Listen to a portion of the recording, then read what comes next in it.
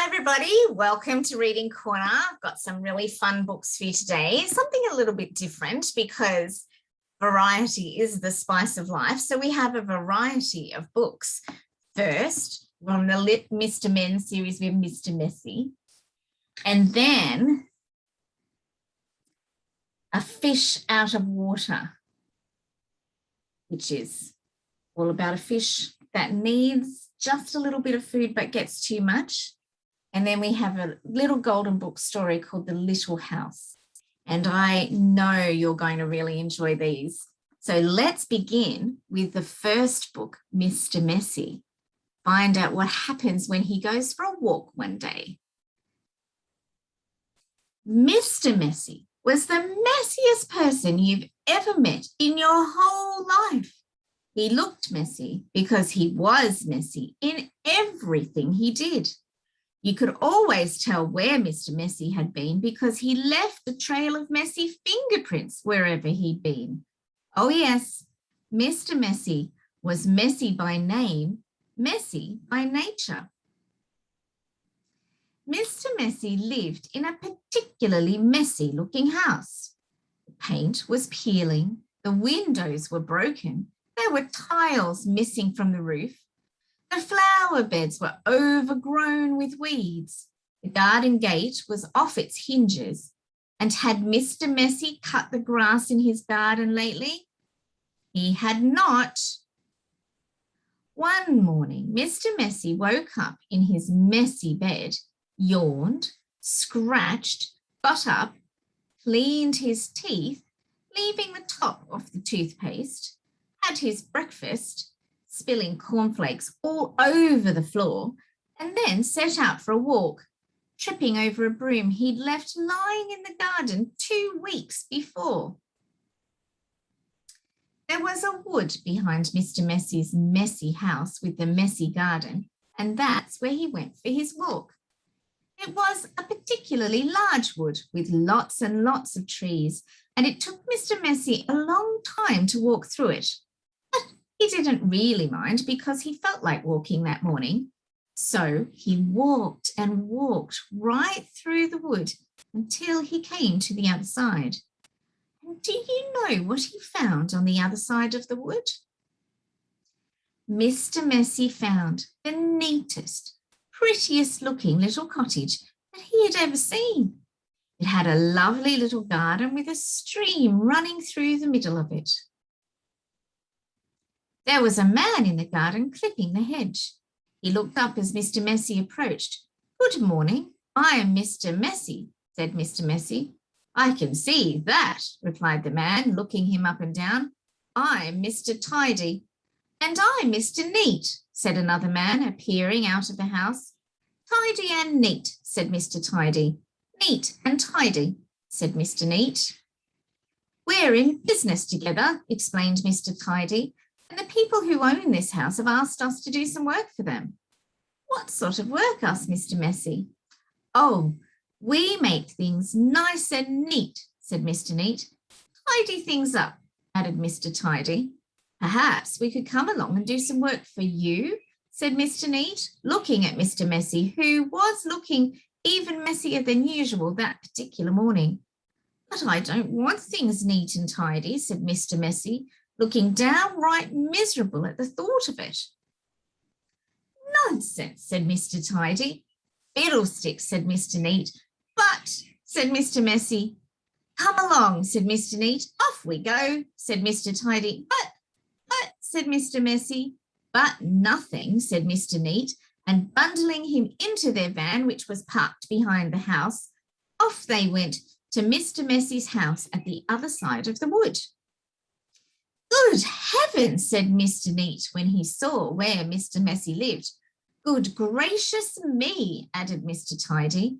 "This is the messiest house I have ever seen in all my born days," they both said together at the same time. "Better do something about it," said Mr. Neat. And before Mr. Messy could open his mouth, the two of them were rushing here and there about Mr. Messy's house. Mr. Neat hoed and mowed and pruned and snipped and clipped and cleared and dug and made the garden look neater than it had ever looked before.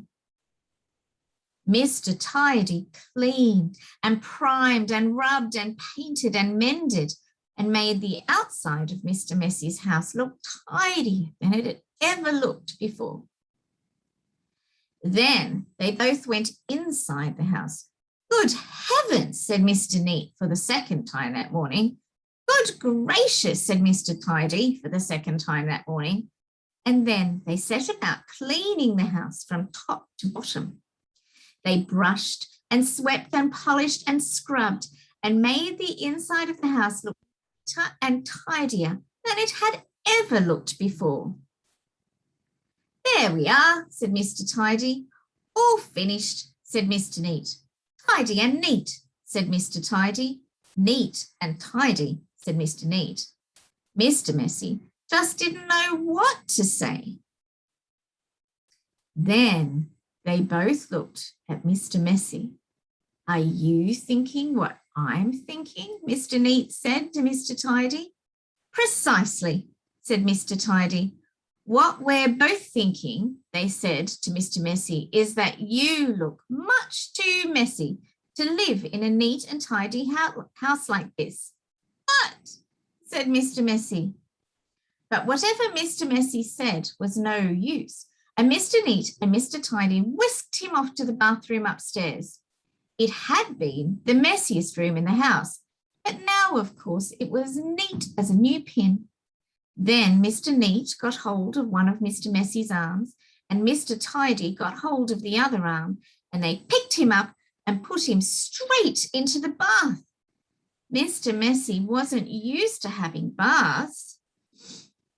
Mr. Neat and Mr. Tidy washed and brushed and cleaned and scrubbed and combed Mr. Messy until he didn't look like Mr. Messy at all.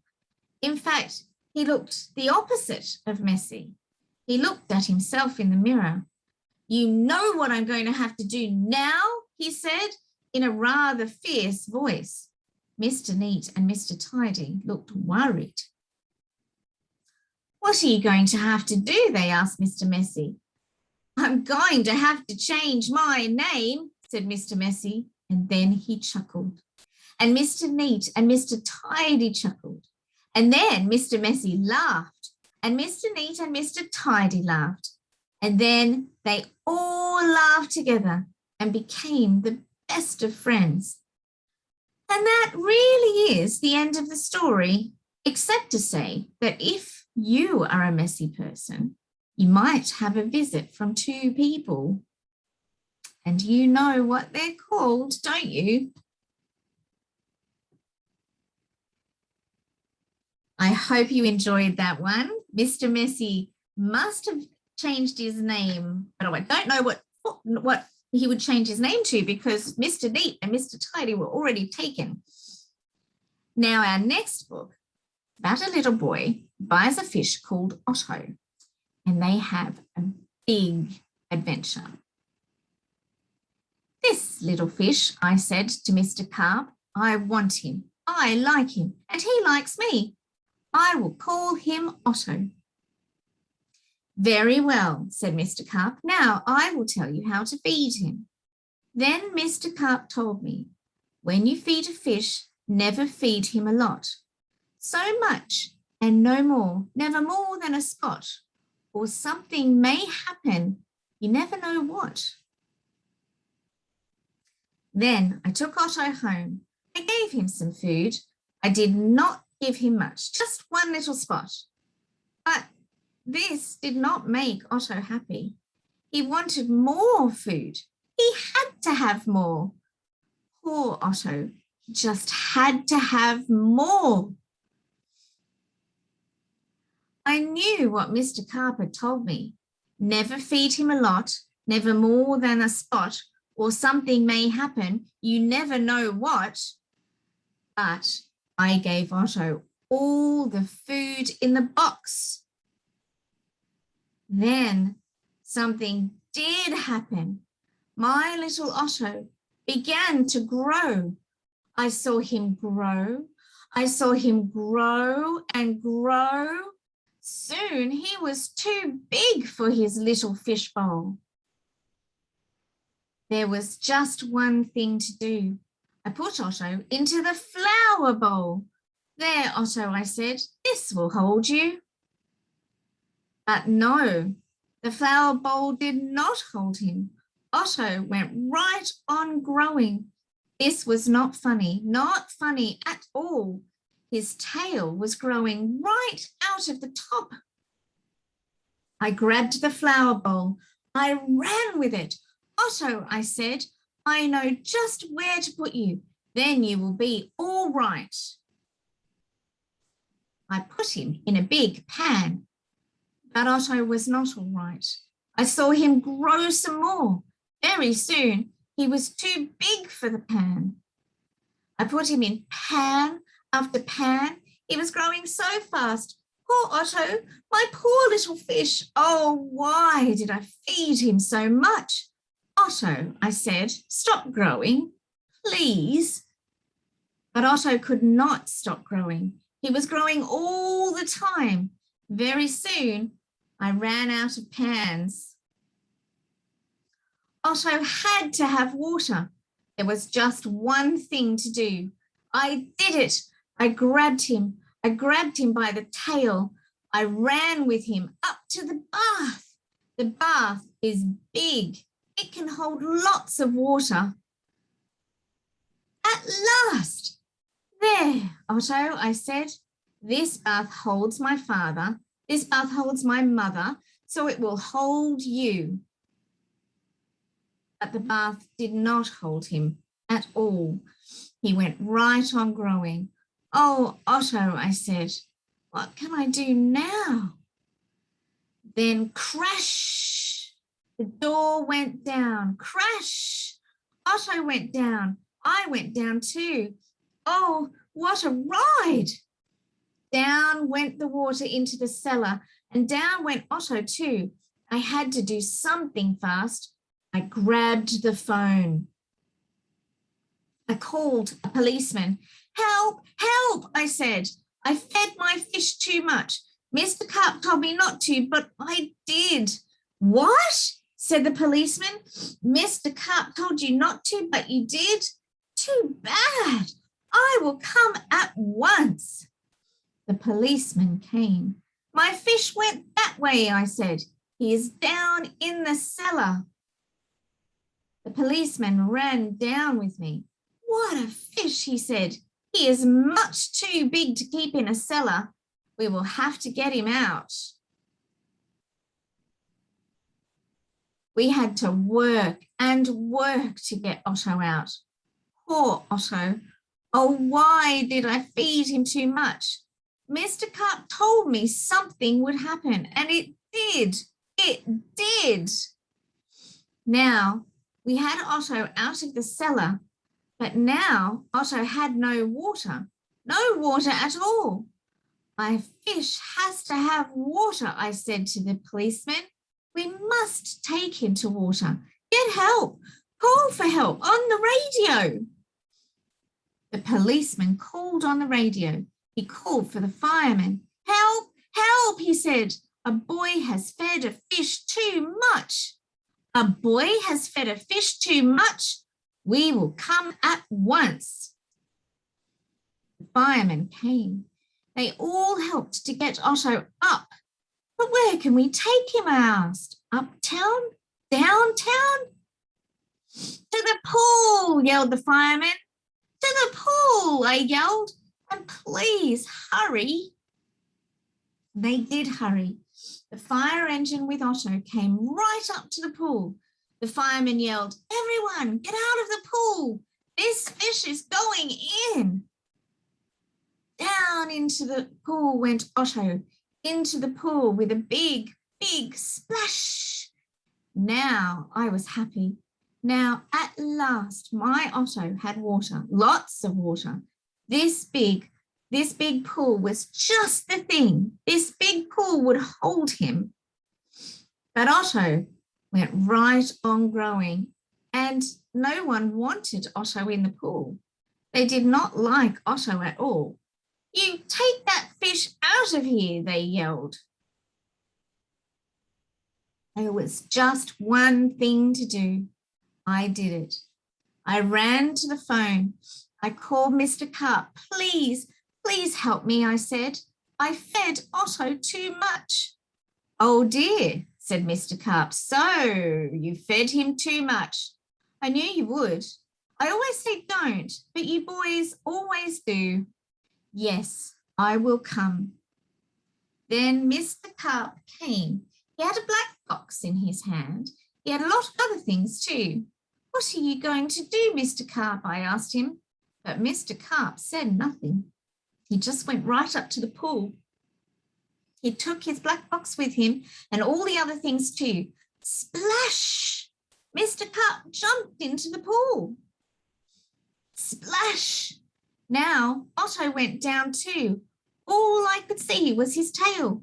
I could not see Mr. Carp at all. What was going on down there? What were they doing down there in the water? Now I could see nothing. Not Otto, not Mr. Carp, nothing at all. Would I see my Otto again?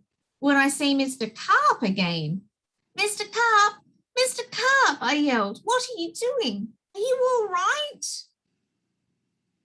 Then up jumped Mr. Carp. In his hand was a little fish bowl. In the bowl was my Otto. Mr. Carp had made him little again. Don't ask me how I did it, he said, but here is your fish. And from now on, said Mr. Carp, please don't feed him too much, just so much and no more. Now, that is what I always do. Now I feed Otto so much and no more, never more than a spot, or something may happen. And now I know what. I wonder how many of you out there have fish as pets, and I'm sure all of you take very good care of your fish and only ever feed them just a spot and no more, so that nothing will happen to them. Now we have our last book for today, and it's called The Little House. Once there was a little house on a little hill out in the country.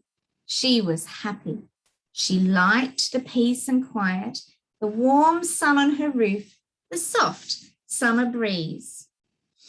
Some people came to live in the little house. After a while, there were other additions and a few panes which had to be mended. At night, the little house sometimes felt lonely and wondered what it would be like to have other houses to talk to. She looked at the lights of the city, unaware that they were coming closer and closer. The city is a living thing that keeps on growing. Before long, the little house had neighbours on either side of her, the Uppingtons and the Downingtons. They really didn't seem friendly. But at night, there were parties and music and dancing. Why, I'm right in the midst of the social world, thought the little house. But one night, flames started coming out of a window of the Uppington house. She began to call for help. The alarm, sound the alarm, said the Downington house as she caught fire too. Soon, firemen were shooting streams of water on both houses. But it was all in vain. By morning, both elegant homes had burned to the ground, and the little house was left alone again. They weren't very nice. Still, what a pity, she said. The years went faster now. Progress and noise had caught up with the city. There were tall buildings on either side of the little house, and clotheslines and garbage cans. It grew so noisy and dirty that the people living in the little house decided to move. If only I could go with them, she said. Wrecking crews came and tore down the buildings on either side of the little house. Just as she was enjoying the peace and quiet, the ground began to shake. A huge steam shovel was taking bites out of the ground on both sides of the little house. She was very frightened and shut her eyes so she wouldn't have to look down into the deep pits on either side of her. Steel girders came next. Then great, tall skyscrapers grew up beside the little house. She was lost in a dark canyon between them. Would she ever see the sun again? Horns honked, traffic lights flashed, and neon signs glared into her eyes. It began to rain. Then a wrecking crew came. The little house shut her eyes. Let them get it over with, the sooner the better. For a house, she had had a full life. She felt herself being pried off her foundations. It would not be long now. With her eyes still shut, she did not realize that she was not being torn down. She was being moved. And right through traffic at that, with all the trucks, streetcars and automobiles stopped to give her room to get by. The little house opened her eyes, blinking in the bright sunlight around her. It wasn't the end after all. It was another beginning. It took time and a lot of fixing up before the little house felt like herself again. After that, some people came to live there, people who wanted a little house on a hill way out in the country. The end. I really hope you enjoyed that last book about the little house. Some of you might be living out in the country. Some of you might be living in the city with all the noise and hubbub. But either way, I hope that you're happy in your house, wherever you are. And I'm really looking forward to seeing you again at Reading Corner. But bye for now.